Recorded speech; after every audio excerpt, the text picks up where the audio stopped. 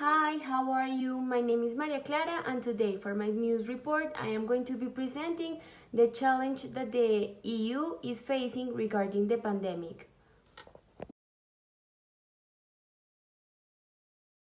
Okay, so firstly, I am going to give you a little context about what is happening in the EU. Europe is one of the continents with the most effective plans of vaccinations. In the EU, 70% of the elderly are already fully vaccinated. Because of this, the governments are already taking different measures regarding COVID. But since July, there have been massive protests across Europe countries because of this. People are getting really mad because of the measures that some countries are taking regarding COVID and the vaccination. Okay, so now I am going to share with you a little video that I found. Is in Spanish, but it's really short, and it's going to give us a little insight about the protests that are going on in Europe. A pesar de que las masivas protestas están prohibidas durante la pandemia, en Berlín cientos de personas salieron a las calles para mostrar su rechazo contra las medidas sanitarias. Varios manifestantes fueron detenidos y se necesitaron más de 2.000 agentes de policía para acompañar la protesta. La concentración comenzó a tempranas horas de este domingo, en el norte de la capital alemana.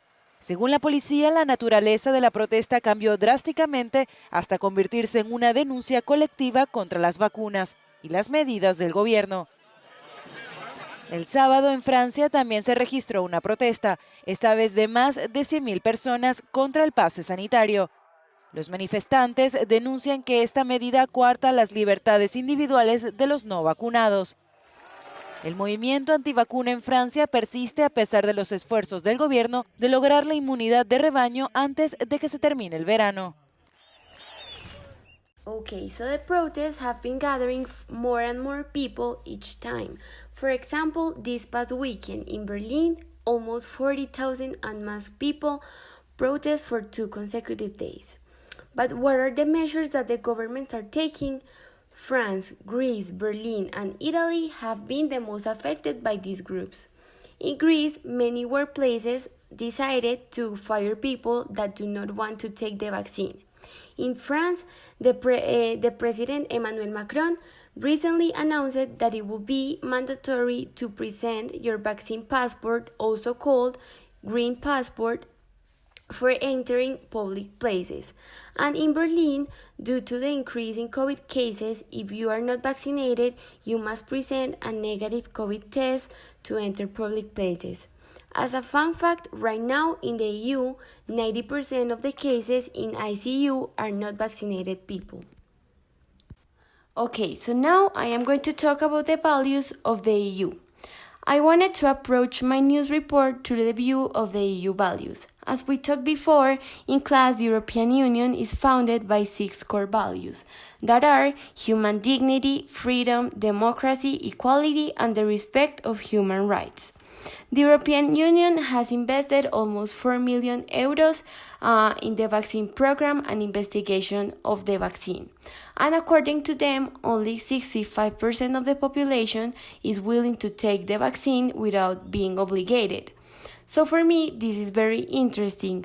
How a health problem has now transcended to be a political issue. As I mentioned before, the core values are very important for them. But how can a country protect the population in this situation without violating these values? Okay, so now this challenge goes beyond that, only deciding if getting the vaccine or not. The European Union mentioned on their webpage that all of their countries are facing the great challenge of breaking misinformation cycles that are being created every day.